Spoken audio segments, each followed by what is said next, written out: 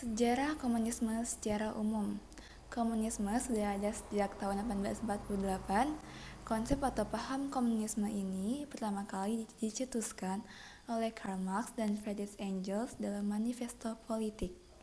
Latar belakang dan munculnya ideologi ini karena adanya kesenjangan ekonomi di berbagai negara Eropa pada segi industri.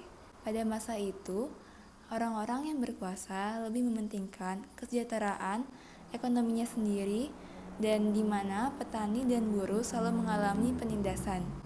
Karl Marx dengan paham komunisnya ingin menciptakan suatu masyarakat yang lebih adil, tidak mengenal kelas, mengutamakan hak setiap orang, serta tidak bergantung kepada Tuhan dan agama. Sejak saat itu, komunisme pun diterima di banyak kalangan dan banyak negara. Apalagi saat terbentuknya Uni Soviet dan komunisme internasional atau Komintern di Rusia. Dan pada saat itulah komunisme sedang berada di puncak kejayaannya. Setelah Perang Dunia Kedua atau Revolusi 1989, paham komunisme ini mulai ditinggalkan dan bubarnya Uni Soviet pada tahun 1991 juga menentukan paham tersebut. Begitu pula dengan beberapa negara yang dulunya menganut paham komunisme ini. Lalu ada tokoh-tokoh komunisme. Yang pertama adalah Dean Aidit.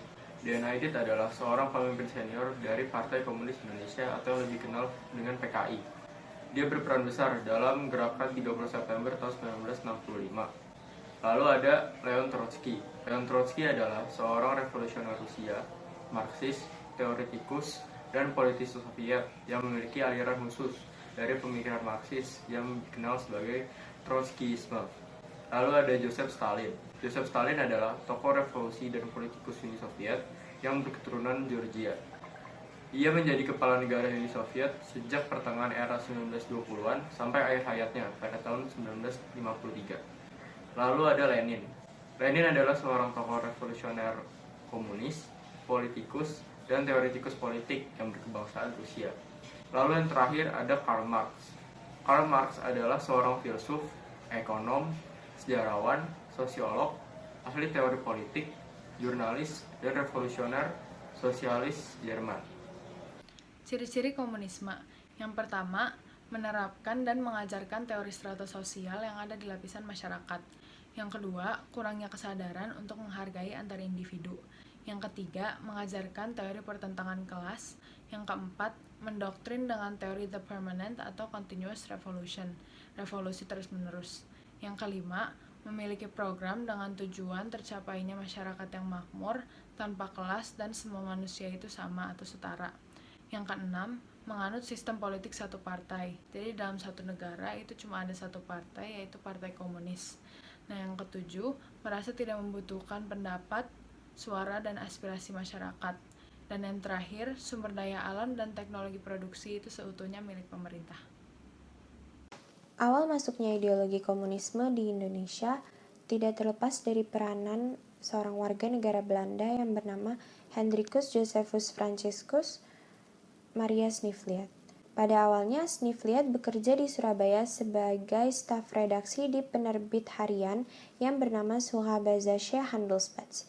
Namun setelah itu, Snifliat pindah dari kota Surabaya ke kota Semarang dan bekerja sebagai sekretaris di salah satu maskapai dagang kota tersebut.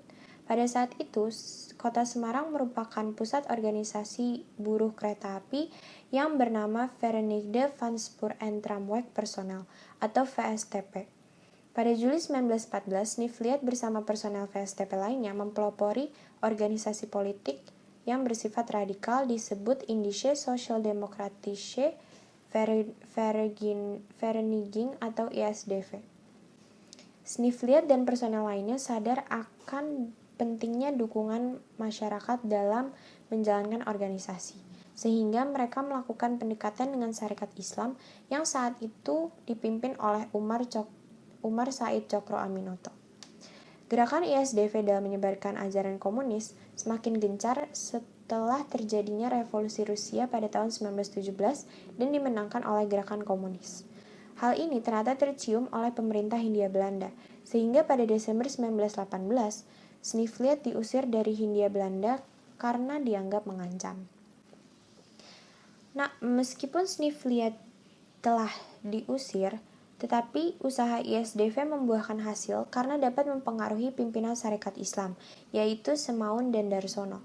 Pada 23 Mei 1920, ISDV berganti nama menjadi Perserikatan Komunis di Indi atau PKI dengan ketuanya Semaun dan wakilnya Darsono. Hal ini membuat Semaun dan Darsono memiliki keanggotaan ganda karena tergabung dalam organisasi PKI dan Sarekat Islam.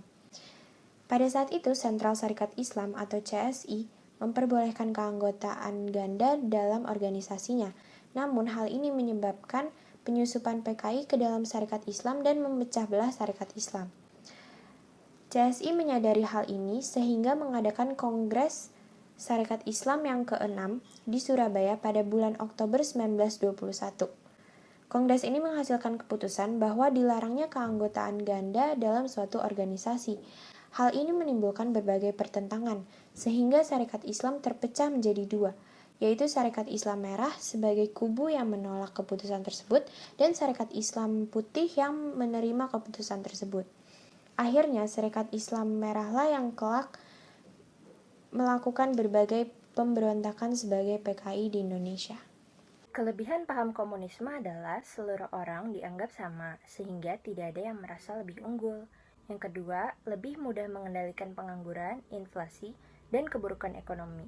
Hal itu disebabkan pemerintah mempunyai kekuasaan penuh dalam segala hal.